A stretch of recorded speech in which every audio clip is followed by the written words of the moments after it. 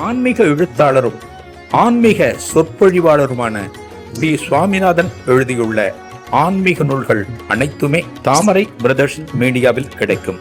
மகாபிரிவா தொகுதிகள் தமிழிலும், மகாபிரிவா தொகுதிகள் ஆங்கிலத்திலும் இவர் எழுதியுள்ள நூல்கள் பல்லாயிரக்கணக்கான வாசகர்களிடையே பெரும் வரவேற்பை பெற்றது. இவற்றை தவிர திருப்பதி சரணம் உட்பட ஏராளமான ஆன்மீக நூல்கள் தாமரை பிரதர்ஸ் மீடியாவில் கிடைக்கும். ஸ்ரீ குருபியோ நமக. ஓம் காஞ்சிவாசாய வித்மகே சாந்தரூபாய திமி தன்ன சந்திரசேகரேந்திர பிரச்சோதயாத். எல்லாருக்கும் நமஸ்காரம். மகாபெரிவா மகிமை யூடியூப் சேனலில் பெரியவா தொடர்பான பல அனுபவங்களை நம்ம தொடர்ந்து பார்த்துட்டு வரோம். அதாவது மகாபெரிவா சம்பந்தப்பட்ட அனுபவங்கள் நம்ம இன்னைக்கு கேட்டாலுமே இது போன்ற அனுபவங்கள் மகானுடைய ஆசீர்வாதம் நமக்கெல்லாம் கிடைக்குமா அப்படின்னு நம்ம எல்லாருக்குமே ஒரு சந்தேகம் இருக்கு இன்னைக்கு. ஏன்னா நம்ம பார்க்குற பல அனுபவங்கள் பார்த்தோம் அப்படின்னா அந்த நாளில், அந்த காலத்தில் 40 வருஷம் முன்னாடி, 50 வருஷம் முன்னாடி அப்படிங்கிற பல அன்பர்களைத்தான் நம்ம பார்க்குறோம். அப்படின்னா இன்னைக்கு மகாபெரிவா அனுகிரகம் எல்லாருக்கும் கிடைக்குமா அப்படின்னு கேட்டால் எல்லாருக்கும் கிடைக்கும், எல்லா நாட்களும் கிடைக்கும். எப்படி ஒரு 40-50 வருஷத்துக்கு முன்னாடி நடந்தது இன்னைக்கு நம்ம கேட்குறோமோ, இப்போ நடக்கிறது இன்னொரு 40-50 வருஷம் கழிச்சு யாரோ ஒருத்தர் சொல்லுவார். ஒரு மகான் அப்படிங்கிறவர் சாஸ்வதம், அவருக்கு அழிவு கிடையாது. மகான் என்னைக்கும் இருப்பார்.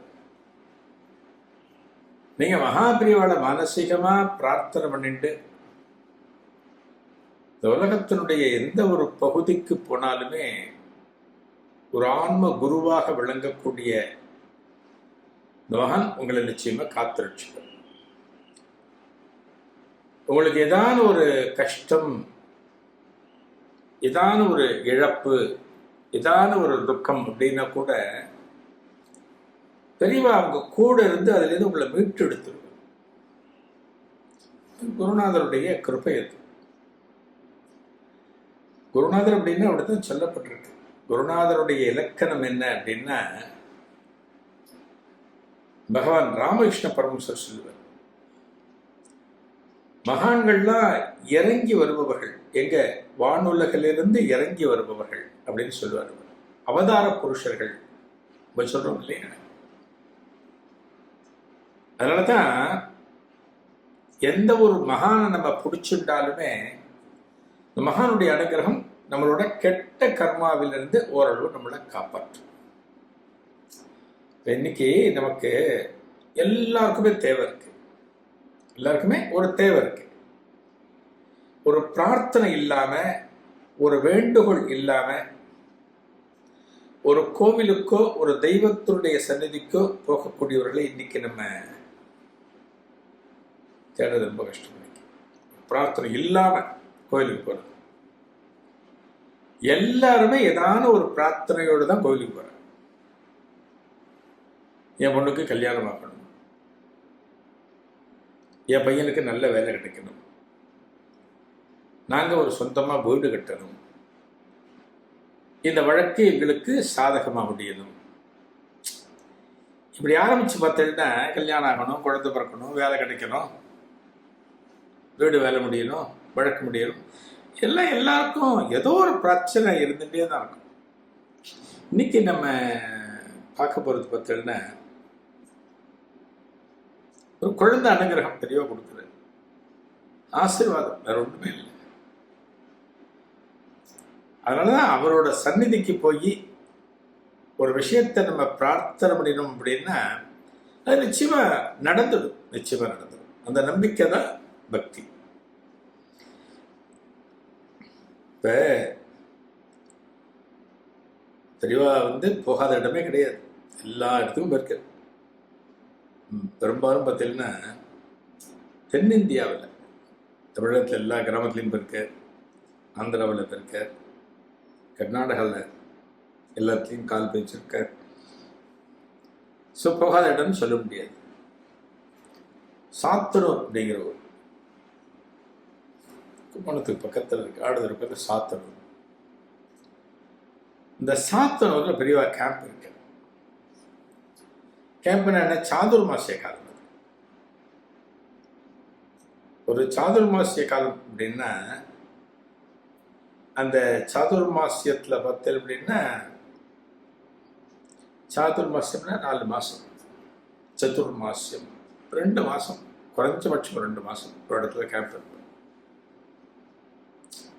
2 இடத்துல 2 மாசம் ஒரே இடத்துல கேம்ப், அங்கங்க நகரக்கூடாது. அந்த சாதுர்மாசியம் அப்படிங்கிறது என்ன? ஏன் அந்த டயத்துல மகான்கள் ஒரே இடத்துல தங்குறா? சன்னியாசி அப்படின்னா ஒரு இடத்துல இருந்து இன்னொரு இடத்துக்கு யாத்திரை போயிட்டே இருக்கணுமே, ஏன் ஒரு இடத்துல தங்குறான்னா, அந்த காலகட்டத்துல தான் இந்த பூமியில சில ஜீவராசிகள், கண்ணுக்கு தெரியாத நுண்ணுயிர்கள் இடம் மாறுமா. ஒரு மண்புழு, ஒரு பூச்சியில பூமியில ஒரு இடத்துல இன்னொரு இடத்துக்கு போகும். அப்போ ஒரு சன்னியாசி நடந்து போறார், ஒரு இடத்துக்கு போயிட்டு இருக்கார் அப்படின்னா, அவருடைய கால் பட்டு அந்த ஜீவராசிக்கு ஏதான ஒரு ஹிம்சை, உயிர் சேதம் வந்துடுமோங்கிறதுனால இந்த பீரியட்ல சன்னியாசிகள் யாத்திரை போக மாட்டாங்க, ஒரு இடத்துல உட்காந்துருவாங்க. சன்னியாச தர்மத்தினுடைய முக்கியமான ஒரு அஜெண்டா, கொள்கைன்னா, எந்த ஜீவராசிக்கும் நான் தொந்தரவு கொடுக்க மாட்டேன். ரொம்ப முக்கியமானது சன்னியாசி அப்படின்னு. இப்ப நம்மளாம் அப்படி கிடையாது. நல்ல கொசு வருது, ஒரு குளிர்காலம் மழை காலம் கொசு எல்லாம் வருதுன்னா, அந்த கொசுவை நம்ம அலோவ் பண்றோமா? ஒரு கொசு பேட் வச்சு கொசு அடிச்சிடுறோம்.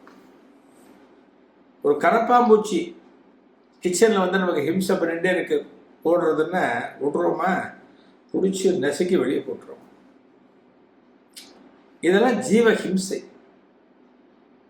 அதாவது எந்த விதமான ஜீவராசிகளுக்கும் தொல்லை கொடுக்காமல் இருப்பதுதான் துறவற தர்மம். அதனாலதான் பெரியவா எந்த ஒரு காலத்திலையும் ஒரு கொசு அடிச்சா சொல்ல முடியாது, ஒரு பாம்பு போறதா பாம்பு அடிக்க கூடாது, அது இருக்கிற இடம் அது போயிட்டு இருக்கு அப்படிம்பார்.